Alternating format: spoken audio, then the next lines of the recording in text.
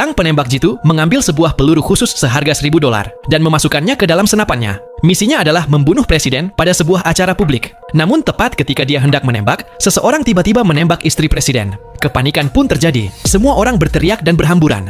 Dalam kekacauan itu, seorang reporter berhasil menangkap wajah sang penembak jitu dengan kameranya dan dengan cepat memberitahu polisi. Menyadari dirinya telah terlihat, sang penembak jitu menelepon bosnya. Bosnya menyuruhnya untuk segera kabur.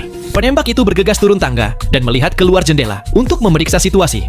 Tepat saat itu juga, tim keamanan presiden melepaskan tembakan ke arahnya. Ia mundur dan bersembunyi di sudut. Di luar, ratusan kendaraan polisi mengepung gedung dan pasukan khusus dikerahkan untuk menangkapnya. Sang penembak jitu menemukan sebuah pintu tersembunyi di dalam toilet dan menyelinap masuk sebelum tim itu mencapainya. Hal ini memberinya sedikit waktu untuk merencanakan langkah berikutnya. Tak lama kemudian, pasukan khusus mulai melepaskan bom asap di berbagai bagian gedung. Tapi si penembak jitu cerdik. Ia diam-diam melumpuhkan seorang polisi tanpa menimbulkan suara, mengenakan seragam polisi itu, dan menyeretnya ke sebuah ambulans. Sesampainya ia di sana, tidak ada yang curiga. Saat melihat kesempatan, ia berjalan pergi. Namun seorang polisi di atap melihatnya dan mencoba untuk menembaknya. Tetapi, sang penembak jitu itu berjalan di antara kerumunan orang-orang dan lalu menghilang. Akhirnya, ia pun terselamatkan. Sang penembak jitu lalu pulang ke rumah, melepas seragamnya, dan duduk untuk bersantai. Namun kemudian, ia melihat laporan berita di TV. Reporter yang sama yang mengambil fotonya, kini menampilkan wajahnya ke publik. Merasa terancam, sang penembak jitu mengumpulkan informasi tentang reporter itu dan pergi ke rumahnya pada malam hari.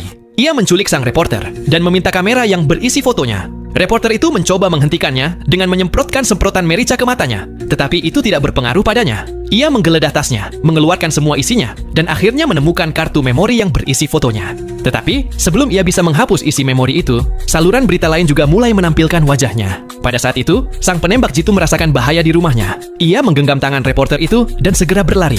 Tepat saat itu juga, rumah itu meledak. Seseorang telah memasang bom di dalamnya.